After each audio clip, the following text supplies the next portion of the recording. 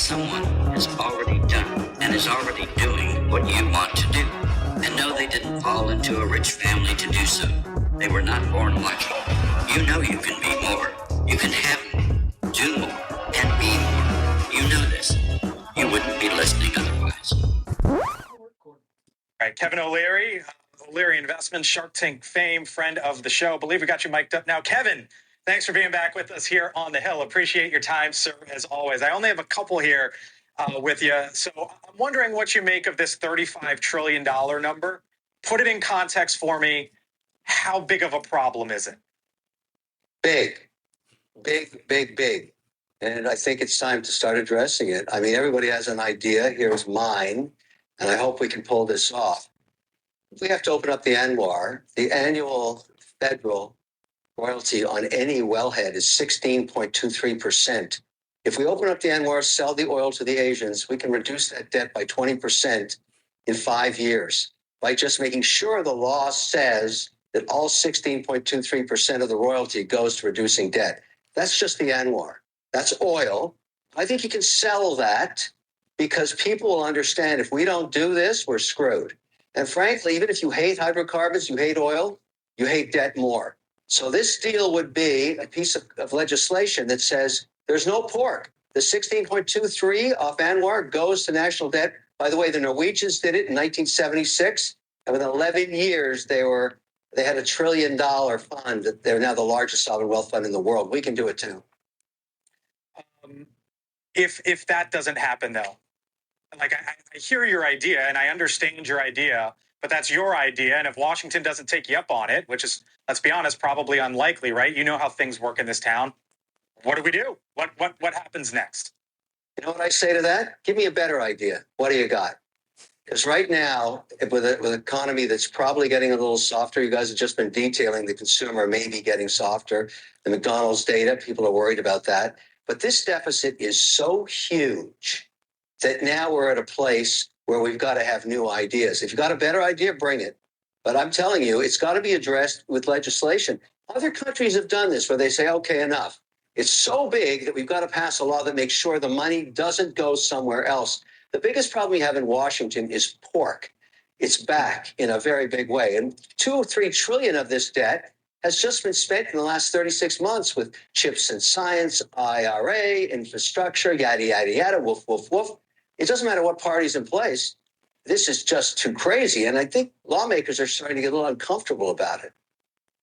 Kevin O'Leary, I wish we had more time. We know we'll have you on back soon. We got to run to a break here, but appreciate you jumping in front of the camera for us.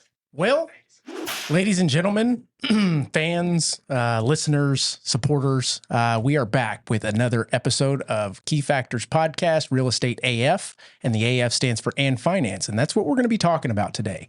I brought along 2 intelligent gentlemen that would like to share in this discussion because the topic is so big. You can almost call it the national U.S. debt. So real quick, let me introduce my guest. I've got to my right, Andy Hilger. How you doing? Good, Mark. How are you? Doing very well. Very, very well. And then I've got John Hudson. How you doing, John? Mark, it's great to be back. And I've got Boo Boo Bear here with me today, too. And that is officially the second mini Yorkie we've had on the show. That's awesome. Yeah, mini Aussie. Yeah. My apologies. Yes, I have one. Yeah. They're great dogs. They're super, super smart. Oh, she's awesome. Pain in the butt sometimes, though. Yes. She could be a whiner. There you go. Great to be back. Well, guys, today we're going to be talking about this bad boy. I'm going to throw it up here on the screen. JC, if you could, we're going to be talking about this U.S. debt clock. It's very nuanced. There's not a lot that you see out in the media regarding this. This website, anybody can go to, usdebtclock.org. And briefly, I'm going to run through what these little things mean. And then we're going to talk about each one of them, or we'll go off on tangents and rabbit holes because this is such a big topic. Yeah, no, it's a death spiral. It's like a black hole of stuff. There you go. Exponential growth in the wrong direction. Right. Yeah, Right. this is what Right. we're dealing with. Yeah. So there may be folks out there, both John and Andy have been on the podcast before, but if you could, Andy, tell us a little bit about yourself, and then John, you can go next. Yeah. Andy Hilger. I'm a local real estate broker with the Laffey Hilger Group, and we work with your company for the mortgage side quite frequently, and appreciate the invite from time to time to participate in cool content like this. Absolutely. John? Yeah, no, co-founder of H&M Mortgage Group, and been a mortgage professional for doing this for 26 years. Student of the business, fierce advocate for home ownership. I love it. So yeah, and I love hanging out with you and sharing my hot sports. Always. Opinions. And you can't spell home without H&M. No, you can't. I love that. Well, gentlemen, this topic today, being so massive, we're like I mentioned to you guys, we're going to have a second part to this where I'll have some other give their feedback on this. But I want to kind of hone in on this right out the gates. So just to go over some basics for the folks at home listening, I want to focus on this top quadrant here. Now, mind you, I have to preface, this is not real time. This is actually an equation that they do that projects the real time. It's pretty accurate. They make adjustments from time to time, but it's pretty accurate. We're currently sitting at about $35 trillion in national U.S. debt. This is the total debt. Matter of fact, let me just run through these real quick. We've got the debt per citizen, if that were to be divvied up per citizen in the United States. Then they have the debt per taxpayer. And as you can see, that increases substantially, almost threefold. And we'll give our opinions on this stuff as well. This is the U.S. federal spending officially. And I want to say this is annually right here. Then you've got your U.S. budget deficit right here, and you can skip those. So down here at the bottom, this is the U.S. federal debt to GDP ratio. And as you can see, in 1960, we were at 52%, then 1980, 34%. Basically, we got our stuff together for a little while there.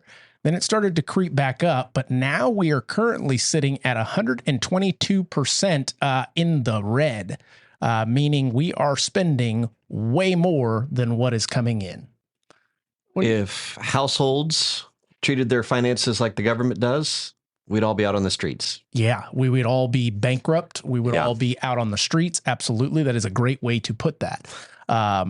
There's quite a few different things that hopefully we'll be able to tie together on this. For example, if we have 4.9 trillion in revenue coming in, okay, and then revenue per taxpayer, 14,000. And you've got, let's see here. Matter of fact, let's see if I can zoom. I don't think it'll let me zoom, but you've got some statistics on here that don't fully jive with what we're actually doing or coming up with, especially down here at the bottom. In simple terms, if we are spending money on these three items at the bottom, you can see Social Security, you have Medicare, and you have liabilities. So this is basically interest and things of that nature that is just continuing to compile and compile. Now, there was another huge number that I want to find on here. Interest paid, boom. Total debt. $101 trillion. Then there's another that is about a 600 trillion number. Where can I find that? Right here. Nope, that's not it. Yeah, currency and credit. Yes, right here. Currency and credit. What this means, this number, $629 trillion, is a figure that we owe to other countries and or have in debt. That's just on paper. Right. Treasury market. Absolutely. It's just like a fugazi of money that is trickling to steer these numbers. So at what point, I mean, guys, tell me your observations on just what we've discussed thus far. I'll start. Exactly what John said here, Mark. This is like me saying, I owe you $10 billion. Owe you $10 billion. We'll work out a plan and we'll pay it back. Well, at some level, Andy's never going to be able to pay me back $10 billion.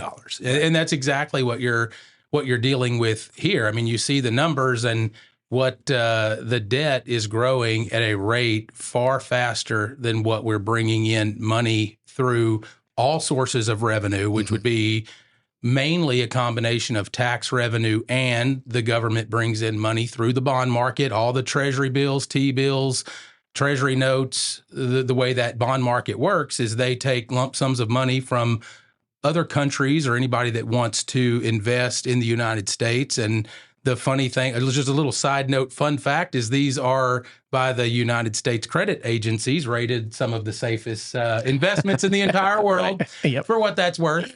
And, you want to collect that interest rate. You loan the United States $1 billion. And then if it's a 5% yield, they're going to pay you that percentage every year. What would that be? $50 million a year for 10 years. And on a 10-year bond, on year 10, you get your initial investment back. Right. And so the United States government makes a lot of money from that bond market, or borrows a lot of money through the bond market like that. And it's gotten a little out of hand. We've borrowed more money than we're ever going to be able to pay back. That is just a fact, I believe.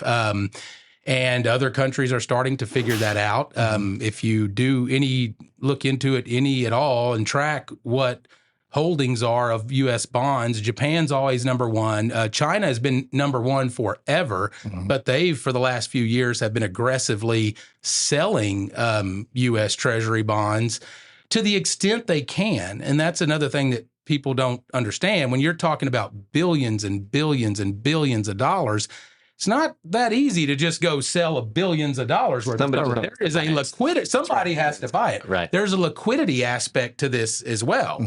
And so China now is below 900 billion in U.S. bonds now, and they've been the biggest holding for a very long time.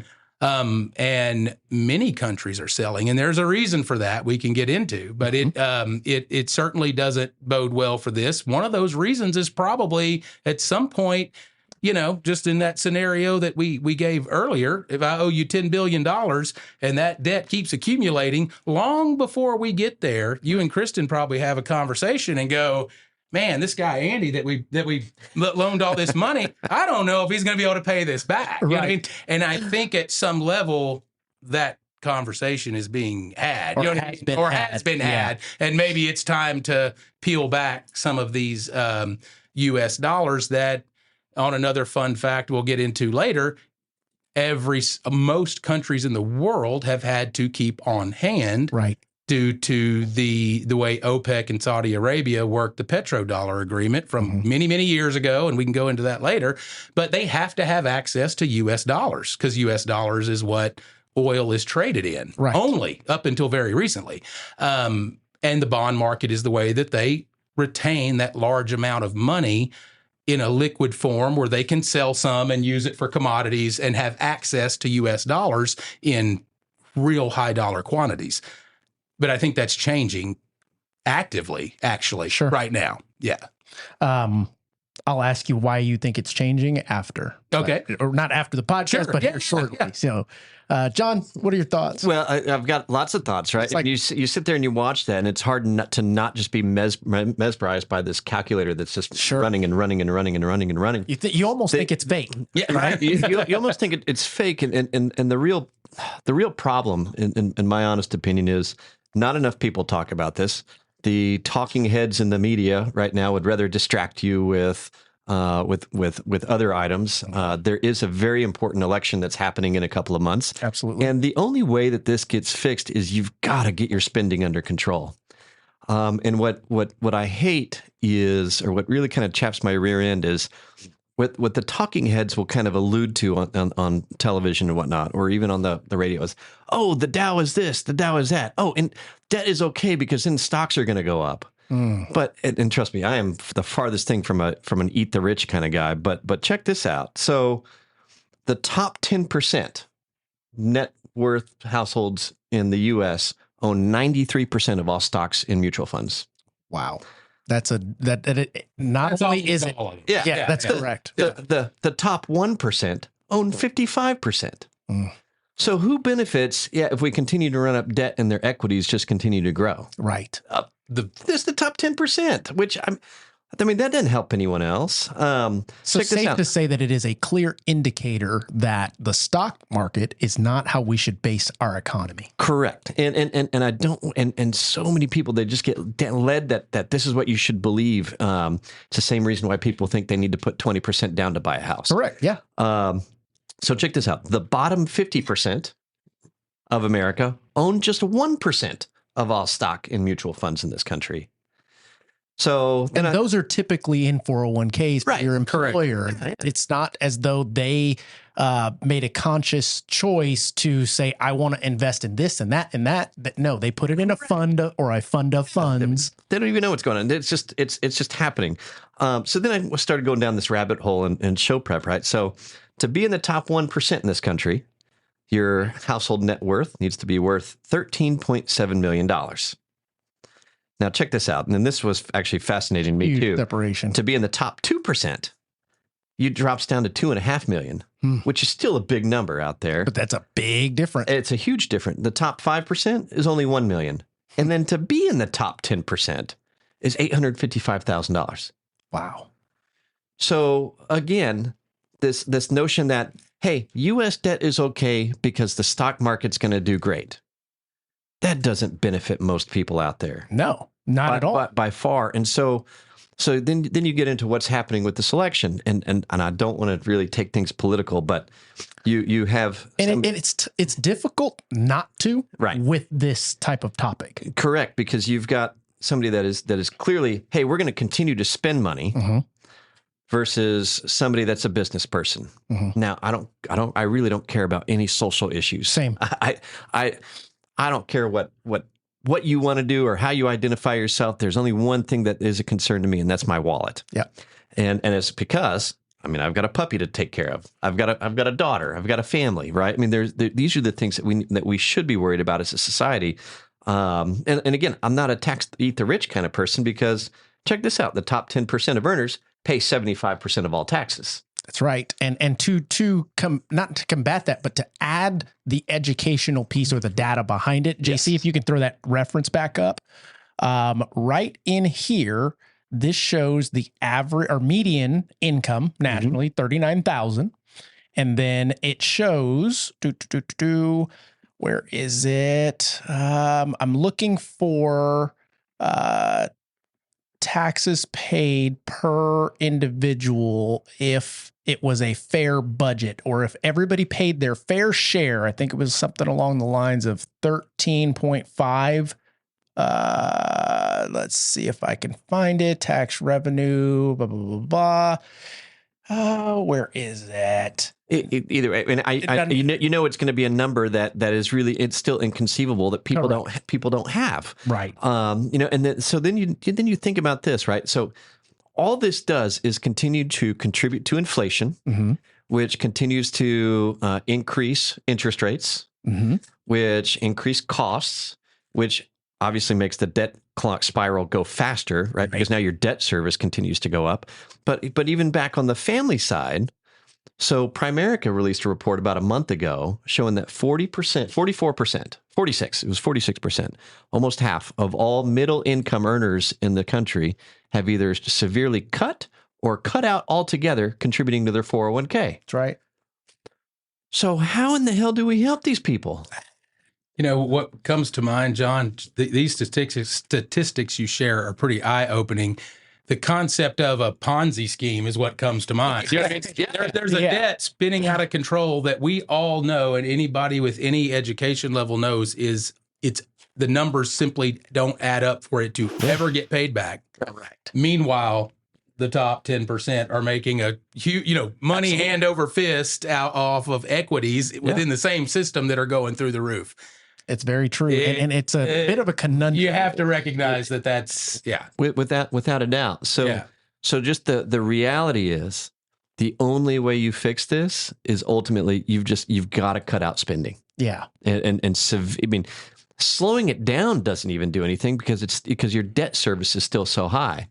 Well, let's do that. Let's break down real quick for the folks. What I was looking for was right here. So essentially, we've got 4.9 trillion in revenue, and we're going to talk about what revenue is generated, how they can generate it. But per citizen, revenue is 14,783. Did you pay more than that in taxes? Pay more than that in taxes? The key word there is citizen, which implies legally here too. That is correct. That is very good. And they separate a couple of these things. That's not one of them. Now, the concept that I'm articulating here is if people say everybody needs to pay their fair share. Well, everybody's fair share is $14,783. Right. So if you paid over that, then technically you are paying more than your fair share into this thing called taxes. Correct. Right? If you didn't pay anything or you got a tax refund, anything along those lines, you're a part of the folks that are not paying their fair share, logically, right? This is not an opinion. This is just using data. You're using common sense, Mark. That's not fair. You can't do that anymore. It's so true. It is so true. So, guys, what ways does the U.S. government generate revenue? Because when you're dealing with, we'll call it a P&L, the only way to get your P&L back to black is increasing revenue substantially or lowering your expenses, which creates a bottom line for you. Right. Taxes. Yeah. And and I would include all fees and taxes, driver's license, hunting license, Okay. all that is ultimately tax that is just renamed differently for different purposes. And then selling U.S. bonds. And even when you hear the term, and it comes up frequently because apparently we're very good at it or like to do it, you hear the term printing money, you know, that we're going to print more money. Yes. It's not actually printing money. Money prints take place all the time. Currency's redone and up and renewed all the time. And you go to the bank and get fresh currency. But that's not what they mean. Printing money is the United States government buying its own bonds. When they buy its own bonds, that is they buy it from themselves and put it in this system where it's going to get paid back along with everything else. That's right. You know what I mean? And that's what they call printing money. The Ponzi scheme. The Ponzi scheme, yes. That one there. We would have thought of that, John. No kidding. No kidding. There's definitely some multi-level marketing. These are the real pros. Yeah. And that figure that Andy is referencing is this large number right here, $629 trillion that is out there in bonds, out there in debt that is propping us up. And it leads to this idea of, okay, if the only way for the U.S. to generate revenue is taxes and fees and selling bonds, well, what happens if nobody wants to buy our bonds anymore? Well, right, because all this does is it devalues the dollar. Yes, sir. And makes it worth less. That actually leads to another topic, and I don't know if you guys are ready to get into it just yet, but the idea of this inflation. And if inflation stays higher, essentially, it runs off some of the paper debt, essentially, which hurts us, but helps that budget. You guys ever think about that? Yeah. Yes and no. I mean, it really does. I mean, like, there's going to be pain regardless. Absolutely. I mean, and it really is across the board. Because we saw it, and probably the greatest example for people's short-term memories is what happened when mortgage rates dropped to 2.5%. There was a frenzy. Where was the inflation? Inflation Housing. was, absolutely. Right. I mean, absolutely. we got leverage more. We got 10 to 12 years worth of property price appreciation in two. That's right. And then who did it hurt? It hurt the American people. People trying to buy a house. Yep. And at the same time too, I mean, who did it help? Us. Well, yeah. I mean, we'll be honest. There was right, but it was temporary. It was short term. Yeah. We paid a lot of taxes because of it. Absolutely. Yes, so that is correct. So it is a chess game, and that is a chess game that the Fed is in a very tough position because you're right. The longer that they keep rates higher for longer, the more that there's going to continue to be a runoff, right, of government held treasuries. Sure. They're ultimately going to be paid off. It's going to run off of that. You're also going to have more inventory coming back in, right? So you should be seeing some suppression on home prices, which I kind of believe we're there. I mean, the American consumer is tapped out. I mean, every loan application I see right now is they just can't afford the payment anymore. We finally hit the X mark, right? Yeah. I mean, it's just, finally crossed the line. So higher for longer is good, but at the same time, too, now you run into this potential of, well, if we drive into a job loss recession, well, now there's less revenue coming in the door. It's absolutely correct.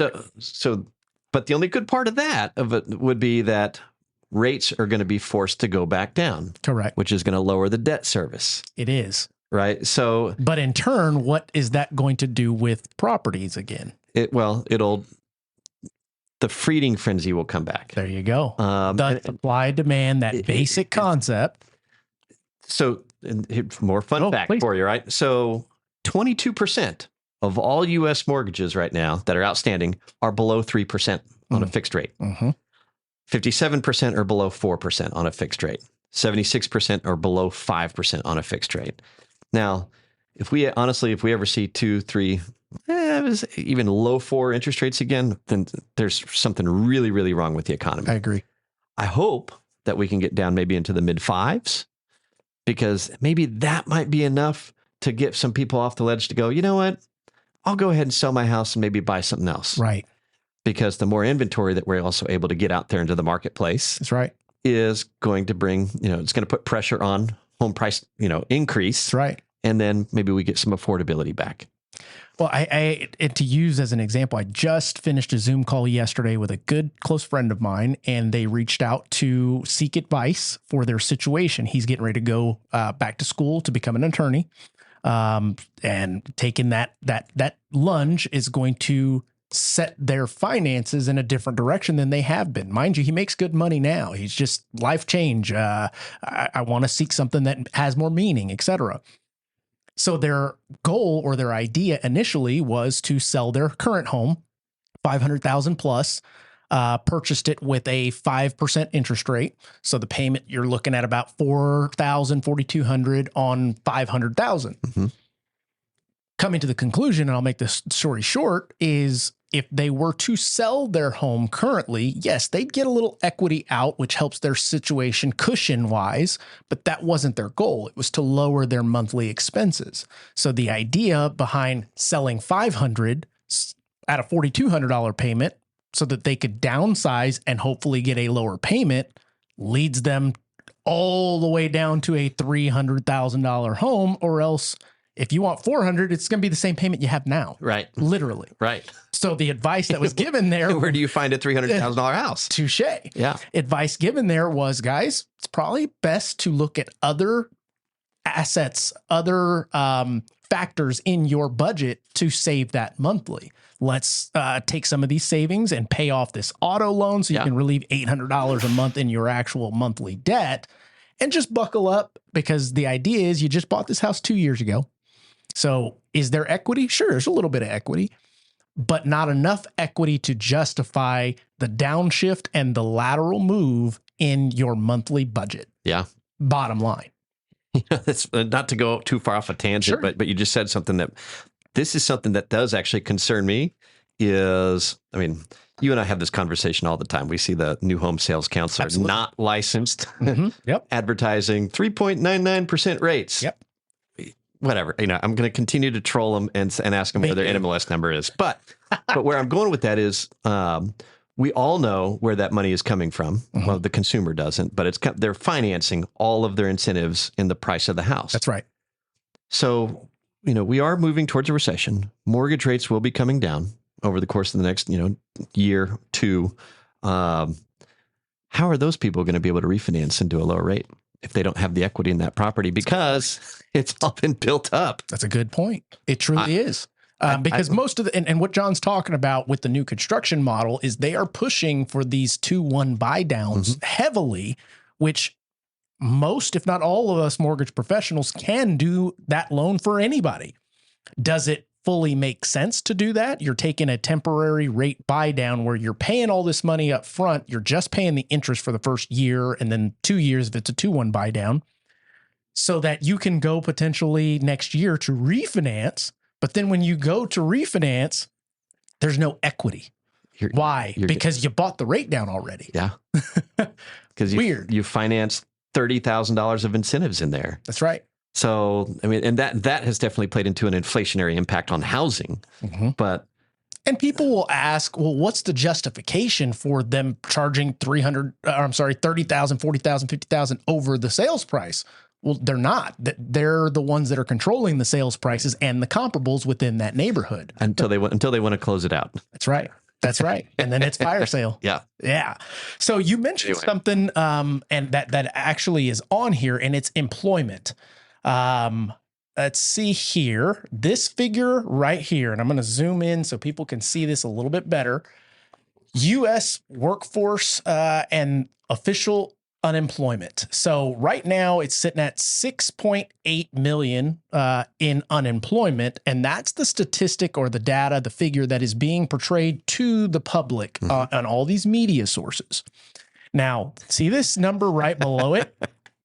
The actual unemployment, 13 million, essentially. So double almost what, it is double what they're portraying. So if it says 3% in unemployment rate, it's probably at 6.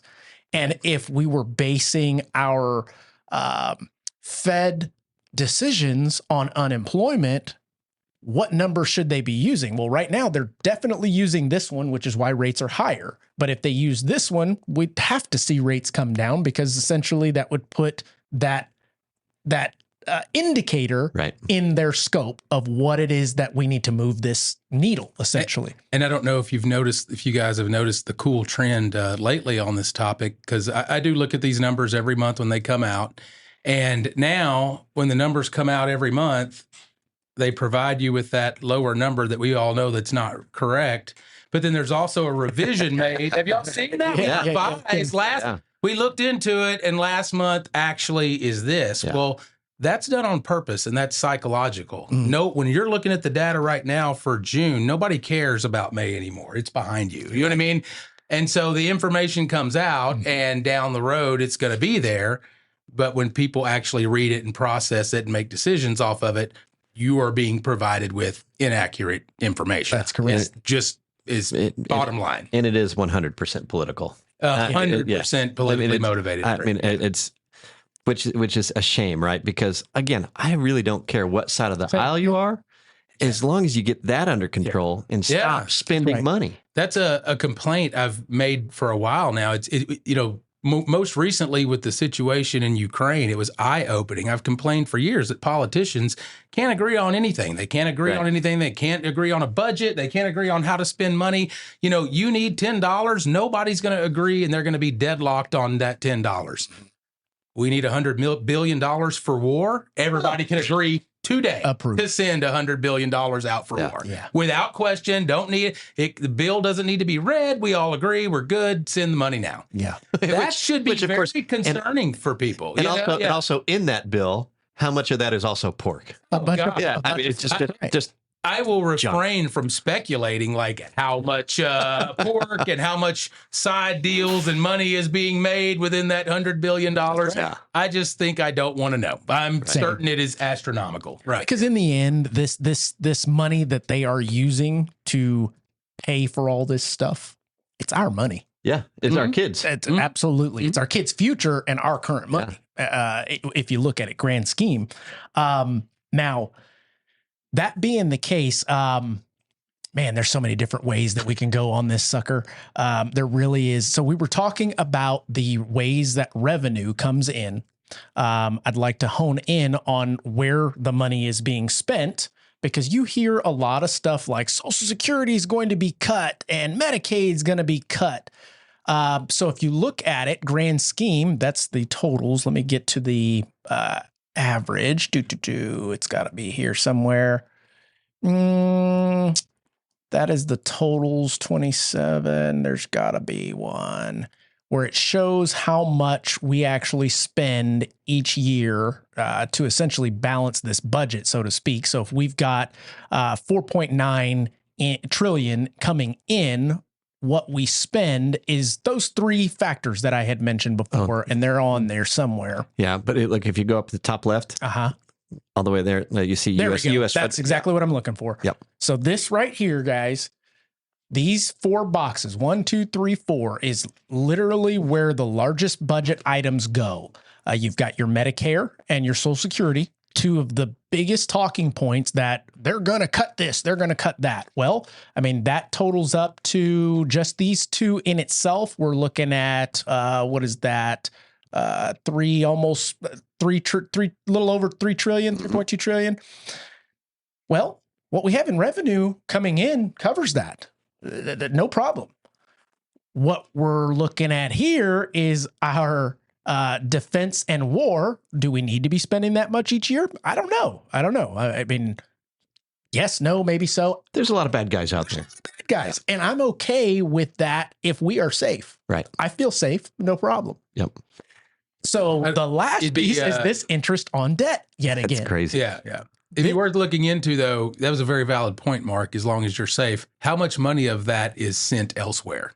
Is the question you should be asking. I bet it is more than half of that is sent elsewhere. Oh, yeah. Absolutely. Yeah. Oh, for sure. Absolutely. But the mere fact that we're, I don't know, 6 months away maybe from actually spending more on debt service than what we spend on our military. That's nuts. That's insane. Nuts. In addition, this debt is basically stuff that we are buying and at higher rates because we need the revenue to inflate the dollar in itself. Right. Am I right there? Yeah. No, you're absolutely right.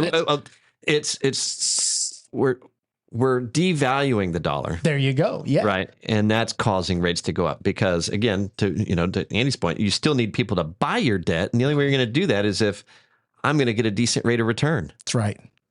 That's right. So nobody's doing it for free. Nobody's doing it as a favor. And what ends up happening is this debt here doesn't continue to rise at the same amount or the same frequency. It will almost double and sometimes go higher simply because it's a large amount at a large interest rate. And then when the decision comes that we need more, boom, it jumps up again. Right. And the Fed should be, probably a 90% chance now that the Fed will cut rates. I mean, they're not going to cut them tomorrow, but I think in September, there's a 90% chance that they'll cut rates, which will, you'll see the clock slow, but not stop. No, correct. And you really just need to get, I believe that. Let's pause and talk about that for a moment. Yeah. Because we've got 3 gentlemen that follow not only politics, but the economy and things of that nature. How true do you think that September prediction is? Because they've said it many times before and it didn't happen. I've got my beliefs. Matter of fact, I'll go first. All right. I believe that there will not be a rate cut until after the election, simply because you've got one party that if rates are cut, essentially inflation will go up. It will look bad on the party and it will instantly be a negative view to the public because we feel inflation quickly as consumers. And if they are keeping them higher or not moved, it essentially compresses that inflation, thus faking the consumer into thinking that the economy's doing fine. Our inflation is steady. We've got it under control. Now you just need to elect us so that we can continue moving this forward type concept. That's just my thoughts. Might have a tin hat on, but what are y'all's thoughts? Go for it, Andy. Well, I've had plenty of opinions on this over time. I watch all the Fed meetings. I'm a super nerd. I listen to all the Jerome Powell's, Fed conferences and Q&As afterwards. And I can tell you this much. I do track it every time they talk about a prediction of, I think, at the end of last year, they were saying we may start reducing rates by September of 2024. And then in an earlier in the year meeting that moved up. It was going to be sooner than later. Then it moved back. I think managing the Ponzi scheme's a hard job. So, you know what I mean? It's very complicated. I think it comes with you being very good at manipulation and smoke and mirrors. And I don't think it matters anymore one word that's spoken. I don't know that there is any way to predict it. That guess you have is as good as any I would make. I really don't know. How about you, John? See, I'm on the other side of the camp, and I will put my, wear my tinfoil conspiracy hat with pride, and I'll say this, right? Weathermen and economists also are the only two that could, be wrong half the time and keep their jobs. Yeah. But I do believe that they will cut rates by a quarter point. Okay. The Fed has kept, a very tight monetary policy. I mean, that's higher for longer. It's been going on for a long time. The data is showing that inflation is slowing. We're not seeing deflation, but it's slowing. Mm-hmm. Even the job openings report that even came out today was a little hotter than anticipated, but it was very slightly hotter. Right. And so there's not as much job hirings that are going on. Well, what I'm seeing, and I don't want to break up, but I think it calls for it. A lot of the data that we're seeing includes folks that have 2 and 3 jobs. Yes, it does. And that's where it's kind of a skewed figure. Well, we created 1 million part-time jobs. That's right. Well, they say 1 million jobs. They leave the part-time out, right? No, people are getting second and third jobs to pay the bills. You're right. It's manipulated, very similar to that jobs data you pointed at earlier. Something that a lot of people don't realize, when inflation first started to go up and it went to whatever it went up to 7 or 8 or 9%, I don't know. And we had to start cutting rates, and it happened at raising rates at a historical rate to offset this inflation. And then now we're getting the news stories, that it's better. It went down to 5, that it's better. It went down to 4. That's a year-over-year comparison number. Right. Correct. It's going up. So correct. People use the language, and the media uses the language that inflation is coming down. This is a year-over-year comparison. So if last year it's 7% and now it's only 4% more than it was last year, right, we're at 10% above what we were 2 years ago. And nobody ever explains it to the public that way. They don't ever. But that's the reality of it. And that's where my tinfoil conspiracy hat believes that they will cut, because this administration also needs a victory lap. Yeah. They want to be able to say, that's what we've done. Yeah, we've done this for you. Absolutely. And I don't disagree with that at all. But I do think that will be a last ditch effort, and probably September makes sense if that is the case. Yeah. And mortgage rates, right, over the course of last month, we've seen them improve a little bit. Mm-hmm. And I believe that's because the market is already kind of pricing in this idea. Speculation. Absolutely. That's what that is. And for you guys listening, the idea behind when the Fed cuts rates, chances are, more times than not, the mortgage lenders that you get your loans from have already cut their rates in anticipation of that. It's very typical for the announcement to come out that they say, nope, we're not going to be cutting rates. And all of a sudden your mortgage rates then start to trickle up because we made anticipating moves thinking that it was going to come down, et cetera. Yeah. It's called the Fed funds rate, and it's a benchmark rate. It just sets the market. Yes. The free market is going to make an adjustment, you know what I mean? And the Fed is very rarely going to actually borrow the money because there's so much competition to step in and do so. That's right. You know what I mean? And they'll price accordingly. The Fed essentially lends the money to the institutions that are getting that money to lend to the consumer. Correct. So, I mean, that in itself, and Andy, JC, if you can throw that reference up just briefly, we've got right here, it was May of 22 that we reached 9% inflation. This was at the end of the pandemic. In my opinion, living in Texas, this is after the pandemic was over already. But think about that. We heard for a year that this inflation was "quote unquote" transitory. Yes. Yeah. It's all cool. Yeah. It's just inflation's going away. Don't look over here. Yeah. And you also hear that this side inherited inflation at X amount, et cetera. It's just using data and stats to make your own opinion. So as of May of 24, we're back down to 3.3%, but I think this has already gone up, if I'm not mistaken.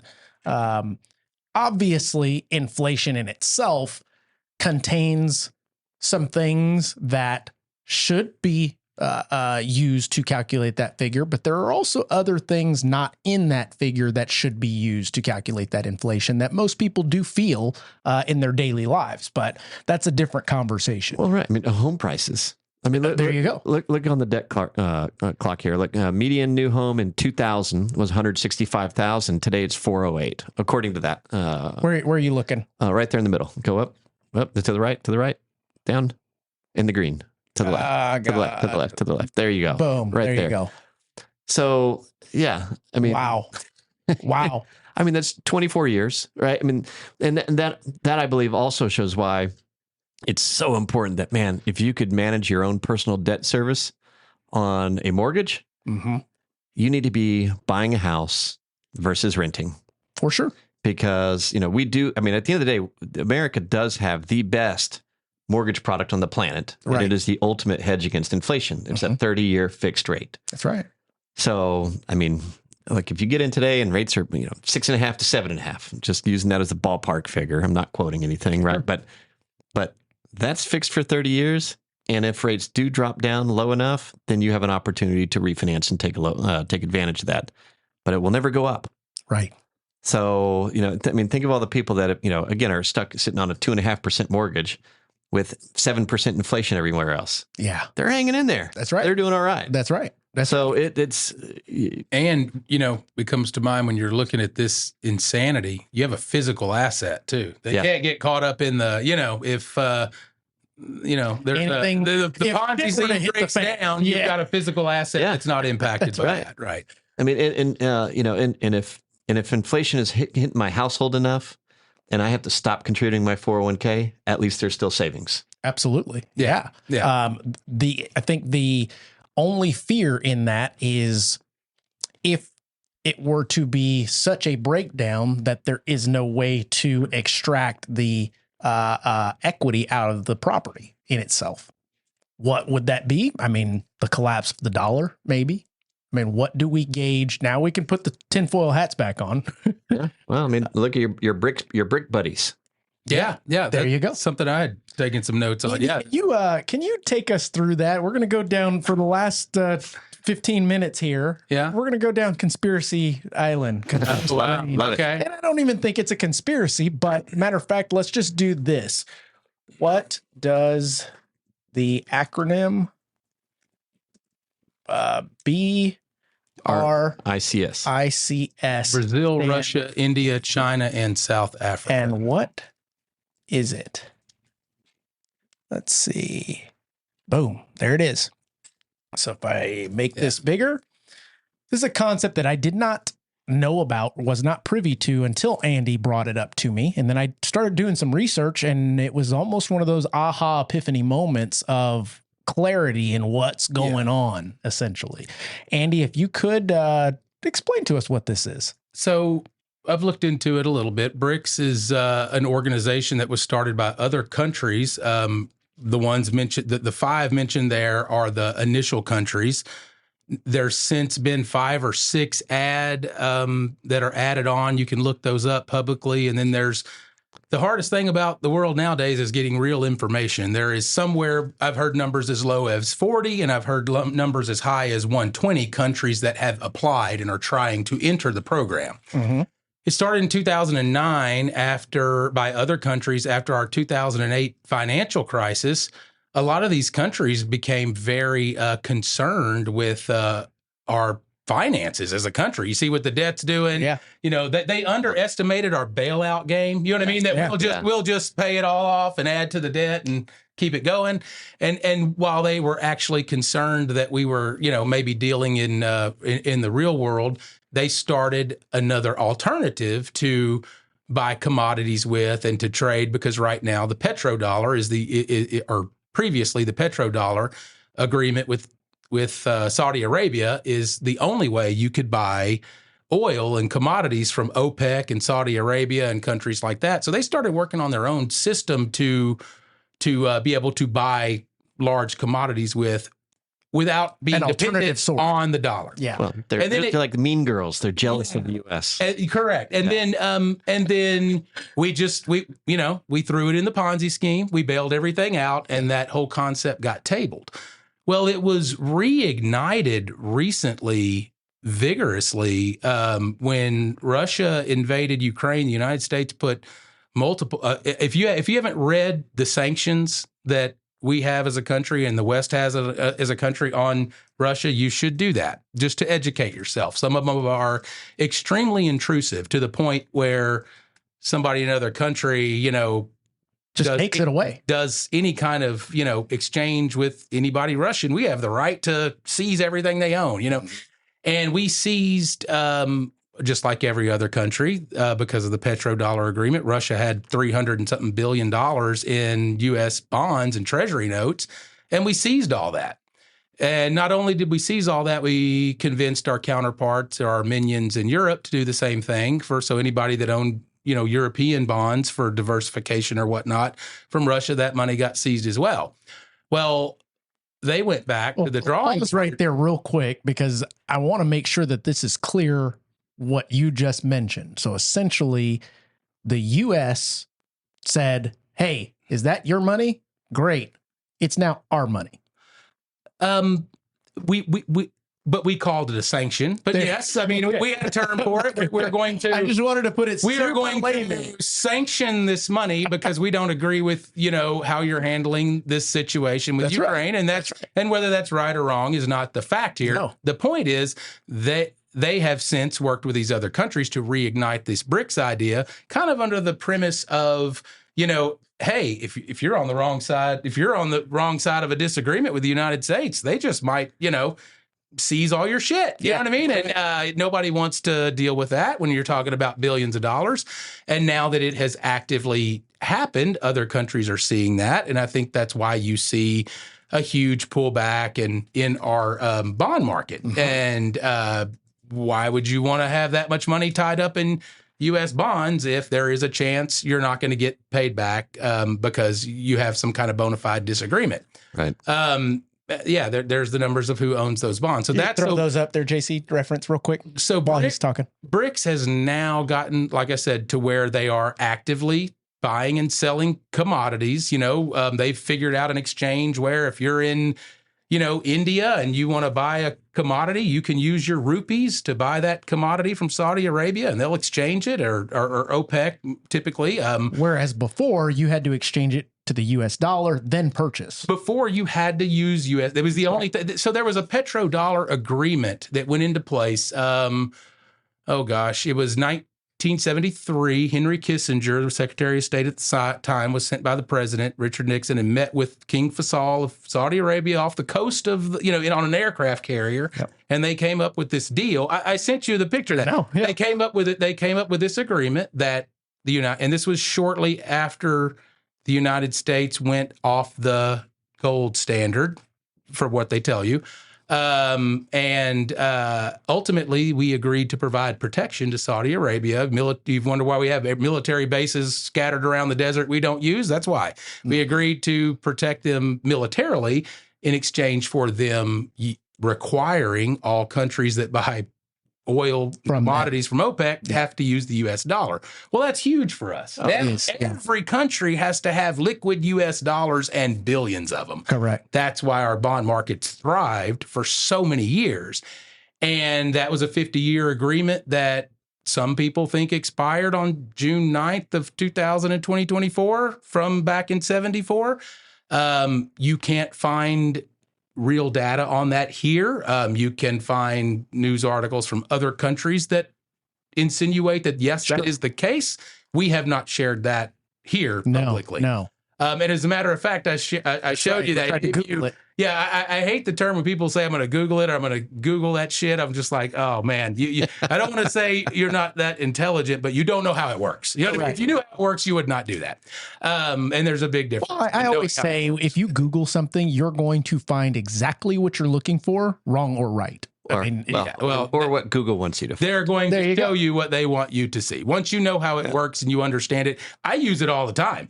for the sole purpose of I want to see what they are showing everybody else. Yeah. You know what I mean? And, Yeah. that's it. They're really the only reason. That information's valuable to me, but I know it's not real. And there's a good example with this topic here. I showed you that. You Google the agreement, you can see there's newspaper articles about it. You can see the pictures of them on the aircraft carrier working out this deal, how great it was. I've actually read the document. There's plenty of information out there where you can read info on this deal. And then if you Google, did it go away and was it not extended in this year? You get a pop-up that says there was never an agreement. What are you talking about? There was no such thing. This is all, know too much. This is all pretend. Yeah, Over here. There was never an agreement about a petrodollar. So very odd, right? I mean, it's pretty interesting. So I think we're actively seeing that right now of this, I guess, scare that maybe having all your eggs in this basket isn't so smart if they're willing to seize all that money if the circumstances come along that you find yourself on opposite ends of some type of conflict.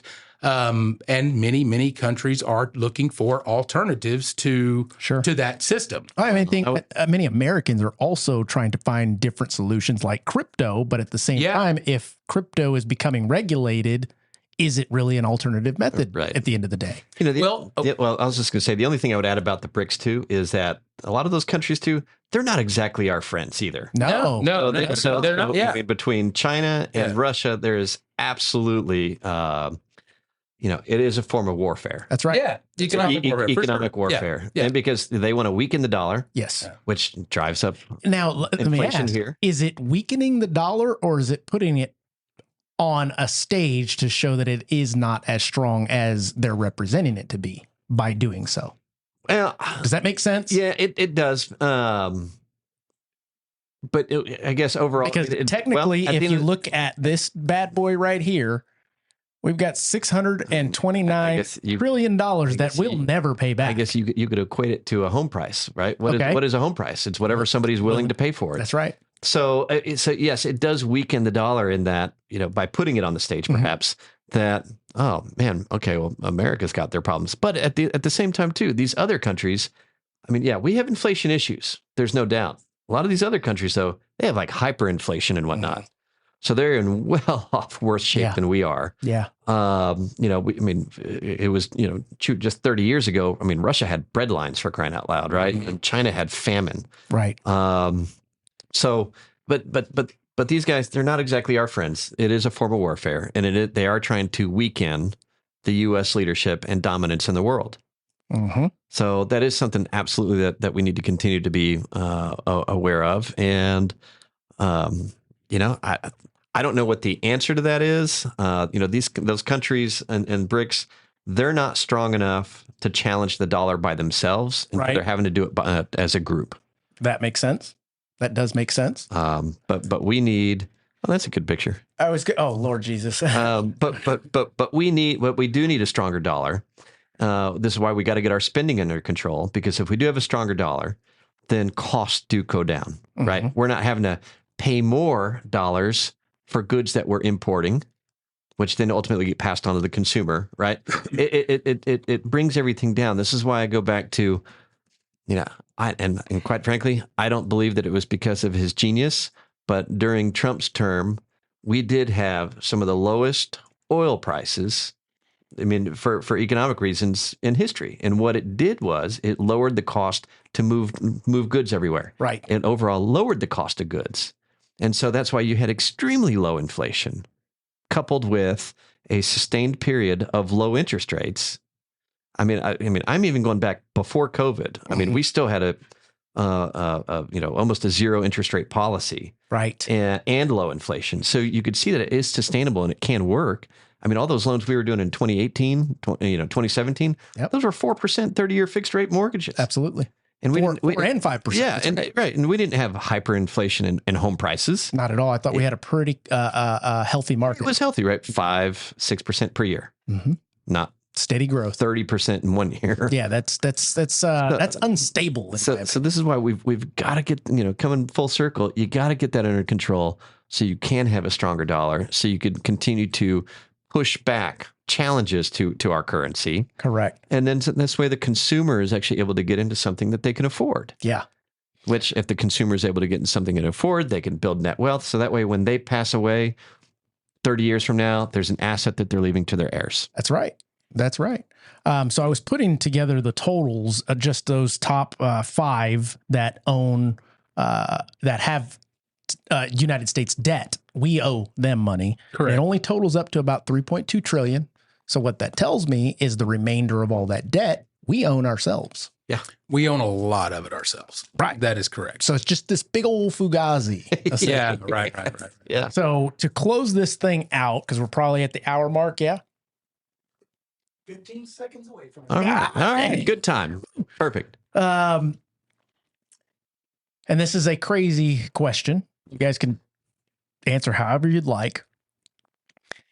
If at a certain point there is a continued revolution of countries doing what BRICS is doing things that undermine the U.S. based on the fact, in my opinion, on fear that we will not attack because of our military, obviously how much we spend each year on that.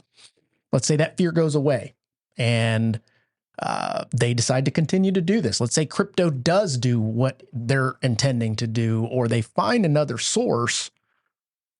How do you prepare for that, or what does that mean for the U.S. and the dollar? Because we can all see transparently that it is propped up on paper. Yeah. Right. Somebody like, I think one of you mentioned it before.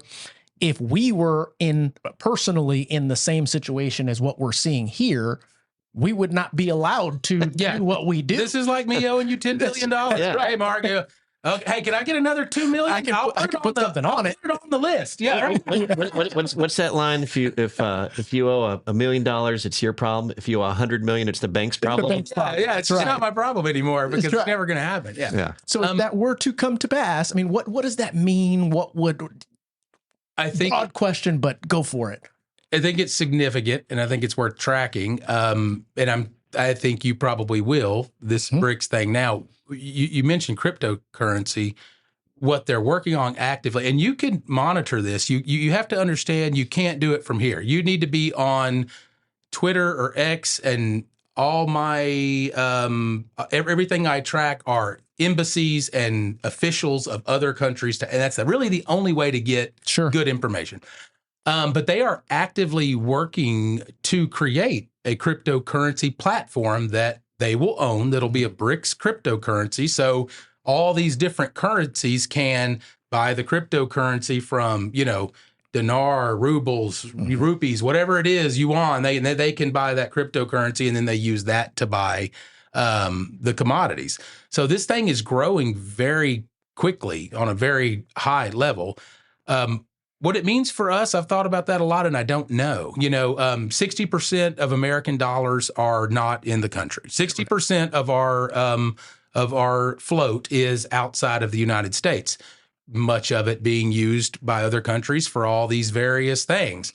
If that goes down and half of that money comes back here, what does that mean? I don't know. I really don't. I know it's not good. Right. I know that much. If us three ended up on an island and we wanted to be able to exchange, you raised animals and you caught fish and I hunted, and we wanted to be able to exchange stuff. And so we came up with some tokens to trade, you know what I mean? So that we can make change. Yeah. Your fish is not as worth as much as your animals. So we've got something to hedge the value. That would be pretty standard. That's how barter and currency works. But you can't just come in and say, well, this is cool. Why don't we all get an extra 2,000 coins? You know what I mean? Right. Then we can buy more stuff. It wouldn't work that way, right? And that's exactly what's happened here, I think, or is what is happening here as some of that money comes back home. How it's going to work, I don't know. We're really good at, just adding it into the red numbers here and moving on down the road. That's true. So I assume that's what's going to happen, but I don't think it's good. Yeah. Right. Well, two things there. And I would say with regards to the red numbers, you got to stop spending and also finding alternative ways to bring revenue in, right? As managing profit and loss statements, you could only cut back however many staples you need to buy. That's right. Right. You still need to get revenue in the door there. Now, the other thing too, with the crypto stuff, I'm not 100% convinced on it just yet. I mean, it was what, less than 15 years ago, some dude bought a pizza for 10,000 Bitcoin. Right. I mean, so what's backing it? And if there is a significant, it would, I think, essentially be the faith of the people, which is the same concept that's backing the dollar and our faith in that dollar. Yeah. Because what happens one day when you go to the store to pay for your groceries and they say, I'm sorry, we're not taking that. We're not taking that anymore. Yeah.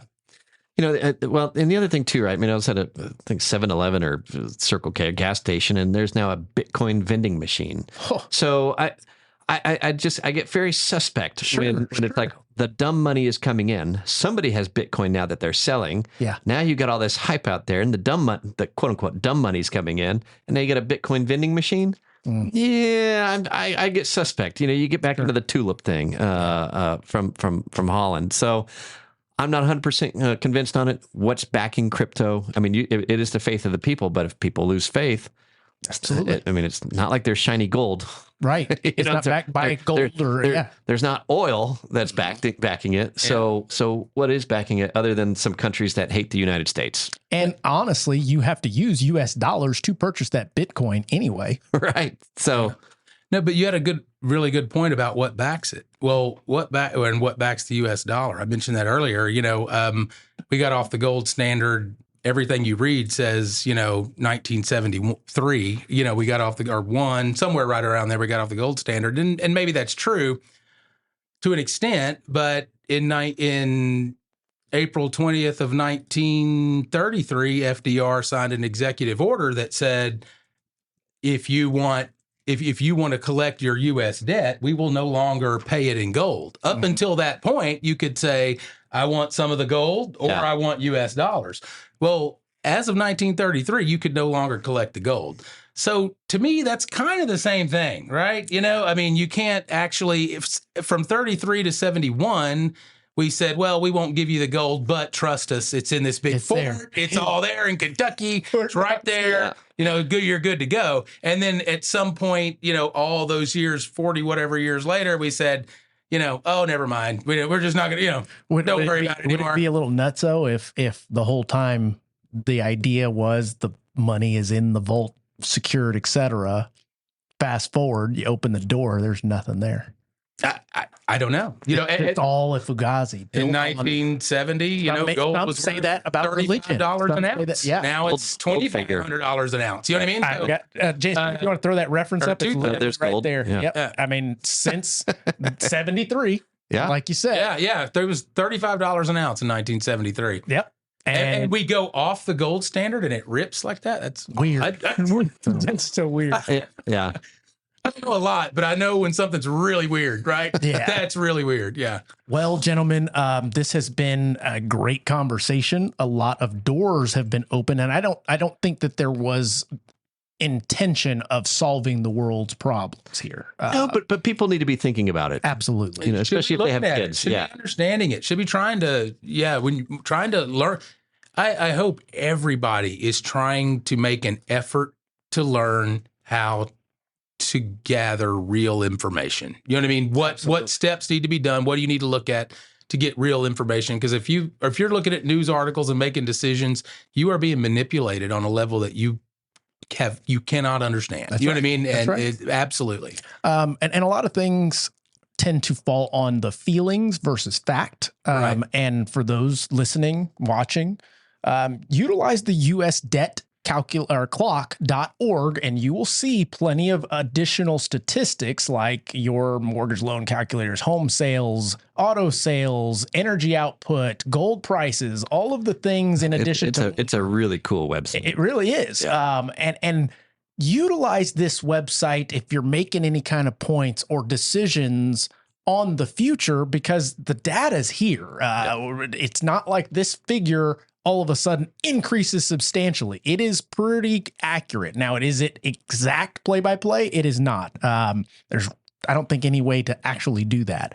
But yeah, there's just so much here that each one of these is a topic of discussion technically. Yeah. Another good topic to go down in the future, Mark, is you see how that currency and credit derivatives, Warren Buffett has been screaming this for 10 years that the derivatives market is going to blow everything up. You could do a whole podcast on this, but once upon a time, you had all those rich people that own stock. Once upon a time, you've got one stock, and it was a paper certificate, and somebody owned it. Yeah. Well, now the brokerage house keeps it, and off that one stock, they've got people shorting it. They've got people buying. Options on it. That's right. And Calls and puts. Calls and puts, and we're talking thousands of them that go out on chains for. Some that expire tomorrow, some expire next week, some expire next month, next year, and it never ends. Well, Warren Buffett has the best question of all. So let's break it down to one piece of paper and one person that owns a stock. And if we get a, statistical anomaly event outside of any normal standard deviation, you know what I mean, that happens up or down, who owns it? You know what I mean? Right. Like, who that? You know what I mean? But you're saying that if you are a company owned by BlackRock and you make a hedge bet or a bet to essentially bet that Donald Trump media is going to crash the day before the assassination attempt, and you're incorrect, you can't just say that it was an error. Right. It's just an error. Did you think about that? Yeah. Right. Yeah. I just stumbled into some We changed our mind. Yeah. We changed our mind. Yeah, I don't want them anymore. That's right. They don't let me do that when I make bad breeds. You know what I mean? But yeah. But I wish. But that's quite interesting. Mark, should be looked into. Go for it. I was just going to say, and for folks watching the show, if you're currently renting, just remember this: the median net worth in this country is roughly 400,000 for homeowners. Correct. And for renters, it's 10. Yeah. That's so huge difference. We've got to find a way to get you into a house so that way you can start saving and building responsible long-term generational wealth. And according to the Texas A&M Research Center, Real Estate Center, the median net worth or median sales price in San Antonio is in Texas, I should say, is $340,000. So if you're just doing an FHA loan, you need almost $12,000 for down payment. Mm-hmm. There's lots of down payment assistance programs out there that will help you. There, you don't have to worry about being low income. That's right. Or even being a first-time buyer for that matter. There's great programs to get you in a house today. Plenty So of take them. advantage. No, that's great Take advice. advantage of them and check out I Think Mortgage or reviewmymortgage.com. Or you can go to H&M. No big deal. There you go. So, guys, gals listening, we will be coming back next week with a couple of different other folks to be talking about this same topic, but yet there will be different rabbit holes that we will definitely go down. I want to thank John and Andy for joining me today. This was not an easy topic. It kind of puts you out in the open, exposed, so to speak, with not only how much you know, but also how little others know, essentially. Yeah. And that is a very... I don't know. It's a very, very tough thing to come to terms with when you realize it and the numbers start turning into a story. Yeah. It paints a picture. That being the case, guys, again, thank you so much for joining me. Great discussion. And you guys out there, if you get something out of this, make sure to like, subscribe, share with a friend. We are continuing to grow our audience. We're now, I think, at over 7,500 subscribers, something like that, and growing. So apparently we're putting the sexy into mortgage because it was never there. Guys, we will catch you on the next one. Thank you, Mark. Adios. Someone has already done and is already doing what you want to do. And no, they didn't fall into a rich family to do so. They were not born lucky. You know you